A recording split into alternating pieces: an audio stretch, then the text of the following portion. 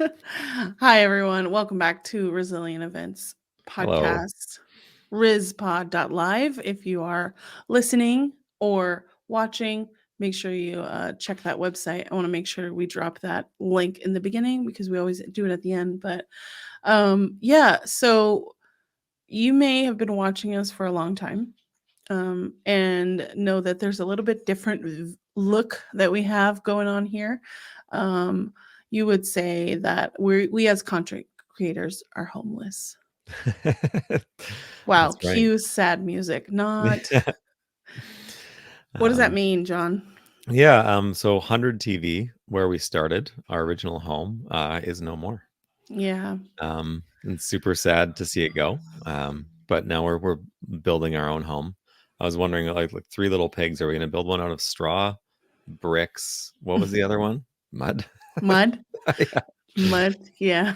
How about all of that? Let's go Yeah. bricks. Let's go bricks. I like that. Sturdy. Yeah. Yeah, so you like John said, we are 100 TV is no longer active. We are on our own channel now. Sad to see it go. It really did help us kickstart our project, but it didn't work out. And multiple. You can look at it online. I'm sure there's plenty of stories, or the creator Ross Brand has talked about it not working out, and lots of lesson learned through that. But I'm happy that we're still going and we're on our own channel. But what would you say is the number one benefit of starting in that format on a creator network? 'Cause Ross made us produce. That's why. Right, right. And so like when we were like kind of wanting to get started with this, but like not getting started, Ross Hmm. put us on a schedule that made us really get moving. And we did what, 13 episodes in not Yeah, was it even 4 months time? it was less than that. I think Yeah. that's what it was released in 4 months, but like we did Right. maybe like 2 months, 13 episodes. That's like Yeah. And so wild. so through that I just learned like this is like a first test. Like I learned that I can write content. I love Yes. writing content. I love recording. Yeah. And so I'm having a ton of fun. Also, Marissa Kelly is pretty organized, people. We've got like folders with everything and all the dates set out, and it's like everything's kind of easy that way for me. Yes. I think I agree that you can write content. I think I would up that and say you can write content outlines really, really good. Enough that like we can spit game on the content and like just like go roll with it. Yeah, We are definitely well versed in our area, and we don't have to write a full script. That it makes it easy to one work with you, that you know how to do this and I know how to do this, and we just worked well together. So um yeah, it's been pretty fun. Like altogether, like the overall time put in, I'm getting my outline writing time to under 45 minutes, and then we spend mhm, about 45 minutes recording an episode. mhm, So in an hour and a half, we have like a content farm. And mhm. then you want to go into detail on like what that looks like, all the content we get from it?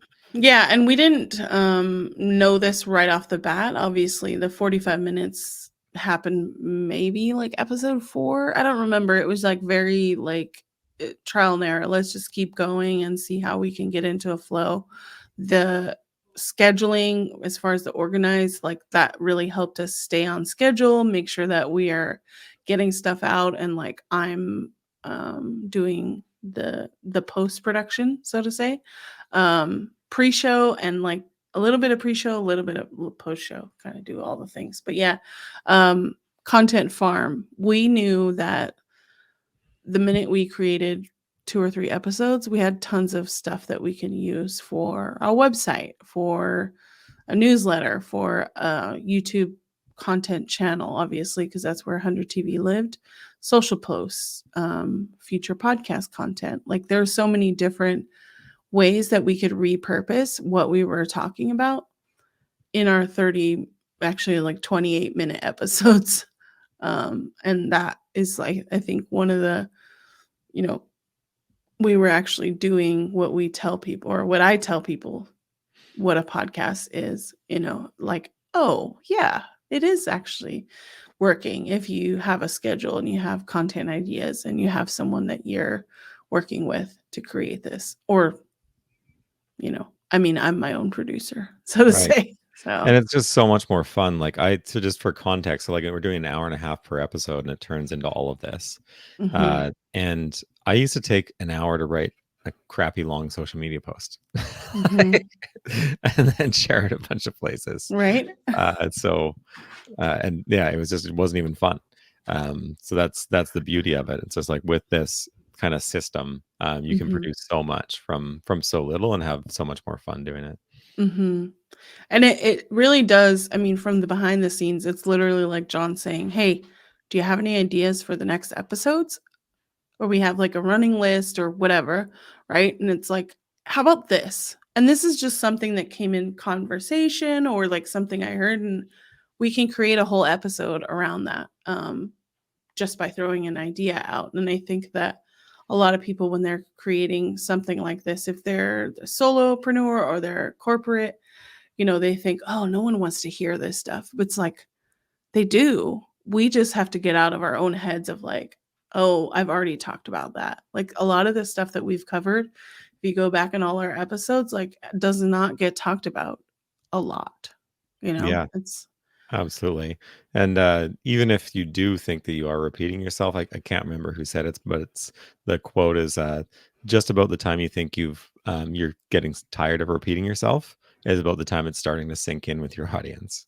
yeah, Right. People need to hear things a lot before they actually start kind of picking it up and believing it as a truth or thinking of it as something that they should listen to, even, right?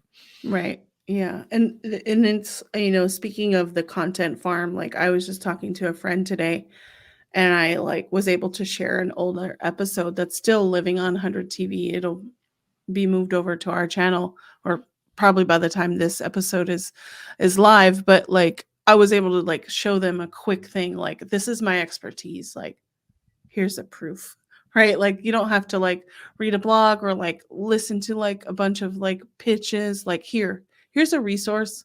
You don't have to work with me, but look, I know that I'm talking about this that is important to you, or this topic is important to you.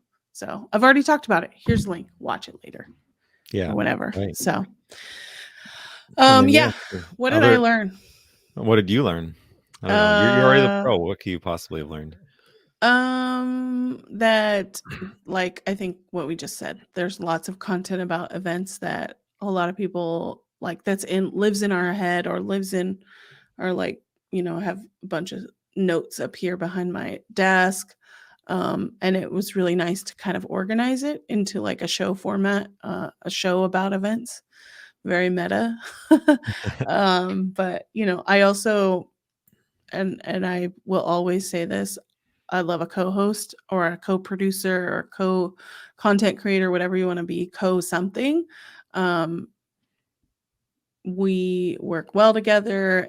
We hold each other accountable. There's not something where it's like easy to like, okay, like when I'm not feeling it, like, yeah, okay, I've canceled a few times. You have canceled a few times for things. But like even today, I was like, oh man, I got 2 hours to record with John. Jeez. Like I haven't done it. We haven't done it in a long time. But like right when we get jump into the studio, it just felt like, okay, this is how we do things, and it just feels more comfortable. So Yeah. And for um anybody else that's out there thinking like maybe they want to do content, maybe they want to do a show, but they think a show is like a lot of work. Honestly, it seems like literally less work than writing a blog. Because mhm. especially if you can have a co-host like this, you just think of things you want to talk about, and then you just have a conversation, and the Yeah. things come out. You don't have to expertly craft every sentence and package it up nicely and think of an awesome title and all these different little things. Yeah, it does help. And I will always advocate for conversation over, a speaking solo podcast, so to say. It's more uncomfortable, I think, for people. What I also learned is content is fun. We were able to kind of like navigate into that like repurposing world like the last couple episodes, and it was just um kind of fun to see what we did talk about, because I think I'm guilty of like, oh, we're done recording. Like, I don't listen to it again. I don't really think about it. Yeah. But seeing all that extra content that's created, I'm like, oh yeah, so like we do talk about fun stuff, and we are engaging and telling good, valuable things to our audience. And I also learned that events are way more fun and way more complex than you think. Yeah, all that speaker stuff you were talking about in the last episode, it scared me. Did it? So much. You're like, I don't want to be a speaker. I want to be a event host. Yeah. Okay. Oh yeah. Yeah. I mean, I think, and then I've also realized that like where I feel is I'm most valuable to my clients and what I can really provide to them, and how I frame sales conversations or sales process. Like, what can I provide in the beginning?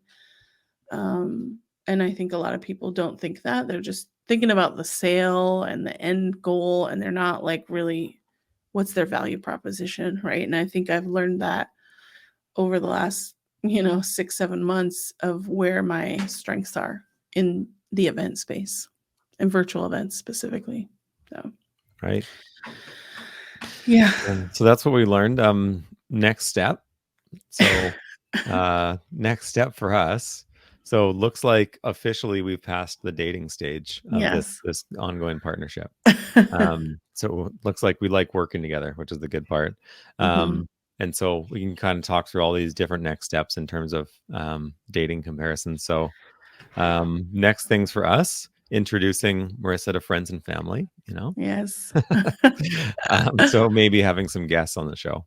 Yes. I think we talked about this as a backup plan, for us when we're not feeling it or we can't make a recording date, is to have people on the show. And I think having, this is episode 15, having a good baseline of how you want the show to flow, you can bring people in and make it a little more dynamic, make your content a little bit different, and not put the pressure on you creating all this content all the time, or you writing these outlines and then me having to do all this extra Right. um, prep or Who should we post. have on?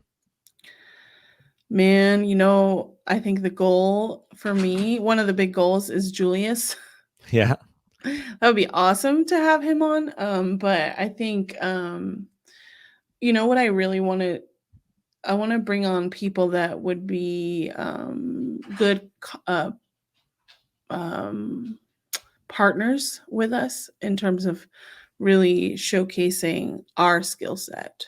Not necessarily people that would be ideal clients, but maybe someone that would, hey, these people know what they're talking about. And I'm actually even thinking about inviting like the team, some of the people from Adobe Express, because I've used Wow. them to Yeah. create. I'm an Adobe Express ambassador, Okay. so we have a good rapport, and it's just kind of like I utilize Adobe Express for like the visuals, right? Like Yeah. that's something that's very behind the scenes, but I think that you can also talk about how Adobe Express can be brought in to any events, really, on any aspect, right? Are you using their video stuff or whatever? That's a whole nother show. I'm not even like gonna concept that Yeah. thing right now, No, but I yeah, love it though. The tools. Maybe we get lucky and get Gage and Dan from StreamYard one day. Maybe yeah, Julia. Yeah. I think they would definitely.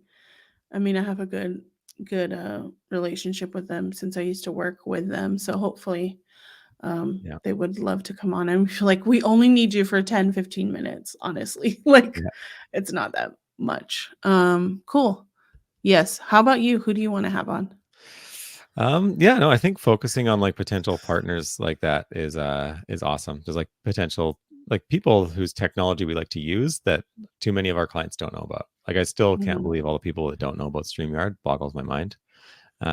Like the things the lengths people will go with Zoom to try to make it fit these ridiculously awkward situations. And then just like, if you just Googled potential Yeah. alternatives, you might find something good. Um, Yeah. so like, I know some people that work for different like streaming companies besides StreamYard, even that like they have products that are just 10x what Zoom can do in terms of just making your life easier. Mhm. Uh, so having some of those people want to be really fun, I think.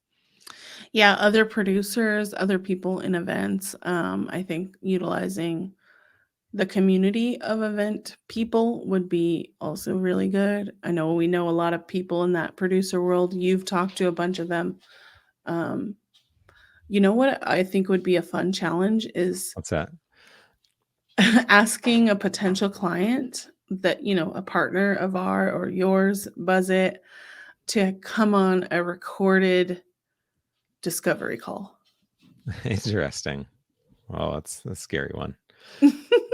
I mean, like, we can record it, but we would say, like, okay, maybe this might be used for, like we're just doing a meeting, right? And we're Yeah, going through all our questions and we see if they're actually interested in working with us, but yeah, we don't publish it unless yeah, they say yes. yeah. Interesting. Yeah, no, that's a good way to generally record all those anyway. So why not see if they'd be willing to do Mhm. that. Mhm. Another person I think that could be helpful for just other people running other events is like events maybe we have like expertise in. Like for example, our company has been part of way too many pitch competitions. Um, like Mhm. because we're a startup, I've been a part of them for a long time. That's what actually the events we started with. So I really love them, and it's something that I know I know some people that have run probably more pitch competitions than almost anybody else in the world. Yeah. So talking to them about like show dynamic, getting like you're talking on the last episode about getting speakers together. Try getting startup CEOs in line to be speakers at events. That's tough. Like good luck. Yes. um yeah, all various different backgrounds. None of them are professional speakers. Some of them can speak but they might not show up to tech checks and like all this, et cetera, right? Like Yeah, yeah. so getting like how to run a startup event, a show would be pretty awesome from with their expertise. Yeah. Oh, we could get like like kind of user experience shows up, you know. Hmm. Yeah. Interesting. Very good idea. When we run out of ideas, which we will never run out of No. ideas. Thank you, Chat GPT. No, I'm just kidding. We can think about that. So what's the most important thing about this next step, this next stage? The next stage, I think now that we know that we like doing it, can we make it work financially? Yes. Right.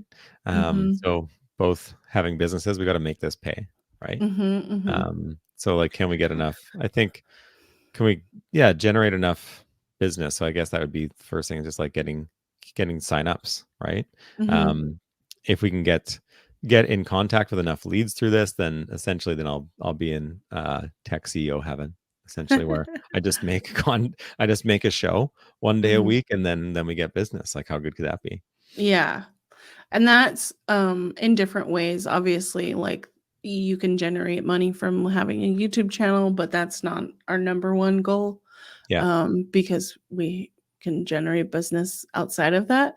But I think also utilizing the um just the brand content that we're creating for our personal brand and business channels to showcase our expertise. Like I said, I can share this video clip out to someone, or if someone sees it 11 times, 12 times, 13 times, they might finally call us and be like, yeah, okay, that's worth it.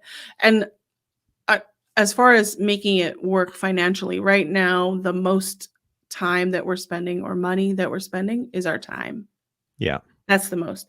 There is some financial costs involved in terms of the content, but for realistically, like it's mostly our time and our knowledge, intellectual property that we're spending for this. But it's an investment because right, everyone in this position that's creating stuff like this is spending time. There's not a whole ton of like out of pocket costs, but there are some.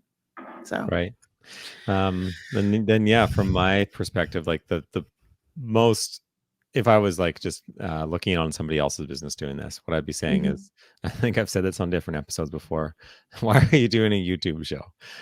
Getting somebody to watch on YouTube is like, that's great, but it's like you don't get a ton of analytics from that, and then most Mhm. importantly, you don't really get contact info, right? Yes. And so what I'm thinking, like, number one step to get contact info, which is most important, is to drive people to RizPod.live to download either show notes or assets or something else to get Mhm. people on our newsletter list, so that they become contacts in the database, build that trust over time, right? Right. Mhm. So that's what I think would be the best way to get those contacts and make it for myself at least. No, I'm with you on that. I Yeah. think it's definitely something you want to think about at all times, but you're also like, okay, there's two different things. Like, I'm putting this content out on my social channels. So, like, okay, like, yeah, I get more connections or I'm getting more people to see it. They're not always going to watch the whole show, but like, they might start a conversation with me in LinkedIn. That's to me a newsletter sign up already Yeah, because you have totally. their Yeah. email, Yeah. right? But you don't have them on that number, like quantify thing. So, being mindful of those things, like what makes sense. Like, okay, like they saw my content on LinkedIn, they saw multiple times. Yeah. Unless you're asking them straight up, like, oh, yeah, I just randomly searched you, like, you pretty much can attest it to the fact that they've seen your content on LinkedIn more Right. and more. So, Then yeah, the next kind of thing, if we like, I think the content download would be the easiest path. Next mhm, thing would be just starting to run our own events, mhm. where we get people to register in advance, and that way we get that content, and it's like kind of like higher level. I think that would be a ton of fun. I'd love to do that. It would also take a lot more time because as I keep learning, the more we talk, the more complicated events seem. Yeah, well, what would be okay, like, if you could do an event, we stop full stop right now, let's plan an event for, like, December, which is, like, slow season. What would it be? Right. I would definitely do online event, as the first, like for the first couple, probably do online events, Mhm, uh, make them as interactive as possible, and probably just kind of like the show format. It'd be the thing with the events is, first we need to know who's listening, who's on mhm. the subscriber list, and like what do they want to hear, right? Like Right. what have they seen as most interesting? Then we could base it off that. And I would just Mhm. do like maximum 1 hour, right? Like 1 hour, basically something like a live show. Yeah. Of course use a Buzzed event site for it, so it's more interactive. And then Mhm. just encourage as much interaction between the audience members as possible, Right. so that ideally it becomes a community building kind of thing, right? Yeah. As I I think, think I'm aligned with you on that would be the first event, especially in for us. Like, it would be, like, more like a content showcase or a showcase of, like, people that are in this industry, community building, utilizing other people's, expertise to kinda elevate the community altogether, and I think that would be like an event pro holiday party. Like, we don't have holiday parties. Why? Because 'Cause yeah, we're mostly, like, by ourselves, right? So yeah, that would be yeah, fun to, talk about that or, it would have to be well planned out. Definitely something that we could put together, but, that yeah. would be something, like, I would definitely start with. How about this producers and planners mixer? Yeah. That could be fun. Yeah, I mean, slow season, let me talk about what everyone always does like the mood boards and like planning for 2024, stuff like that. But wouldn't it be fun to make it in a virtual event and have some content out of it? I mean, Okay, now I want to do it though. we're Producers and doing planners it. mixer. We're going to send everybody a old fashioned cocktail kit. Um, Love it. Love it. I'm down. yeah, Okay. Let's pose it to our people. Yeah, okay. It's happening. It can literally be like December 30th. It doesn't have to be like before Christmas. But There you anyways. go. Other things we could do to convert people, like get them a little bit closer into the funnel, like contesting, like high level freebies. So like could Mm-hmm. give away some Buzzed event sites, for example. Could do event teardowns. Like I Mm-hmm. like tearing down a registration page. Right? Mm. 'Cause sometimes those need a lot of work, and they're your number one converting asset, right? Right. And I've seen teardowns of a ton of different like sites on video. I think they're pretty fun. Even just watch your own thing. It's like being roasted, right? Yeah. See your own thing get torn down. Like it's fun. Otherwise, Mm-hmm. we could do like some consulting sessions for people, or instead of like just this general advice, we give super specific advice. That'd be fun too. Yes. Live consulting sessions live. No, I'm just kidding. Nice. But yeah, all of those are great. I think, us being accountable for like how you heard about us, or, like I said, if you get a LinkedIn message because you started ramping up your content, like make sure you attribute it to this, and ask people. I don't think people have a problem telling how they heard about you. Um, okay, this one. You love this one. The perfectionist problem. Right. Yeah. So something I've got to commit to, and I hope the audience will hold us to account, is get that first like email sign up thing running by the end of September 2023. Okay. Got to get it done. I'm Yes. way too much like I'll think about website ideas all day and I won't just start making them. And a website is better than thoughts about perfect websites, right? Yes. Right. Um, yeah, we can totally like I was about to go to a networking event and I was like, I don't have like a good like I want to present a different way, a different brand when I go there cuz I'm stuck in people think that I do social media.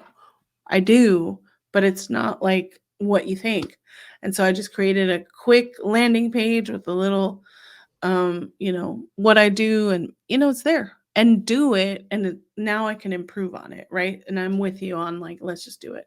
So we Yeah. need, if you're listening to this, it's after September 30th and we don't have that up, please call us out publicly. Exactly. Yeah. Roast us. Yeah. All over the internet. You hear that, Dana and Allison?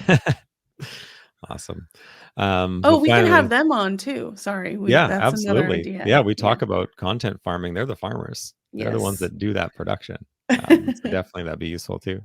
And so finally, like next steps, like the future. So Mhm. back to the dating analogy. So it's marriage and kids, right? Um, Yes. so maybe Um, if we can make it work financially, like ideally we get to December, we've each made $1 from this, right? yes. Or maybe more. No, maybe I become head of tech at Be Present Events. I don't know what would my role be. Head of tech. Yeah, head of No. tech. Um, yeah, I think,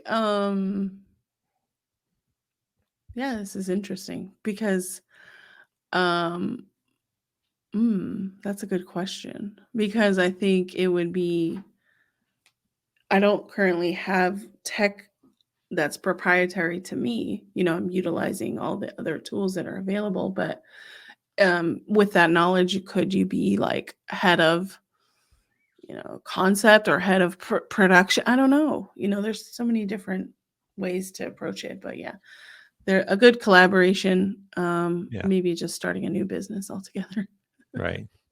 And then yeah, otherwise maybe super long run have kids. So maybe we go the 100 TV route and Hmm. let other people join our channel, Yeah, which would one be of. cool. Like the idea of 100 TV was blew my mind when Hmm. uh when it started.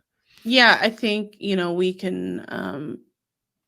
There's not really a community for event pros in terms of creator content network like 100 TV. And I think a lot of the hesitation with people starting something, they know how to do it, but like now they have to build a YouTube channel, they have to build the process of how to upload, how to repurpose their content, do all of that. But like if you joined the network and you did a little bit of a investment to get like Dana and Allison or whoever else is on the team to like create this content, like we could essentially have the same thing as 100 TV, but it's all focused on events or running your own business or whatever, as long as it Right. aligns. Yeah. Interested in just like concepts, what that could look like for bringing people on. Like, I think first step maybe do like a trial series. Like, you couldn't let Mhm. somebody on with this one show. I don't No, know, but yeah. maybe like a 5, if they commit to a 5-episode series. Mhm. And then pre-recorded, and then we launch it with like a live Q&A with them, like kind of introduce them, their topic, their show, and then kind of Mhm. launch it over the couple weeks. Yeah. That'd be kind of fun. And, having those, those, milestones in place, like us with, like, the website or, like, the newsletter, like, where are your dates in terms of, ca capacity to do these things? And, like, it's not gonna be successful unless you have some dates, and we can keep you accountable. So, I'm organized. I can set Mhm. up the folders, right? You can do Um it. I don't mind telling but I think it's a cool concept because I think there's a reason why people don't set up all of the stuff on their own. It's because it's a lot to think about, but if they had a partner like us too, then we can do it. Could be fun. We'll see. Mhm. One step at a time, though, right? Yeah. Yes, we need to not get ahead of we gotta get that website done. Yeah. We're idea people. I'm like a little bit past the idea person, but then that's where I get like crazy. If I have too many ideas, then I just don't do it Yeah, because it's like I don't exactly. know what to focus on. So, Yeah. Awesome. Well, we need to wrap this show, by the way. We should be mhm, introing and even somewhere in the middle of each show. If you want summaries, downloadable content, mhm. and more details, check out rizpod.live Yes, and subscribe. and subscribe by All the right. 30th, by the 1st of October, 2023. Yeah, and this will be up hopefully by then. I don't know. Yeah. Anyways, thank you for watching. Till next time. Bye. Bye.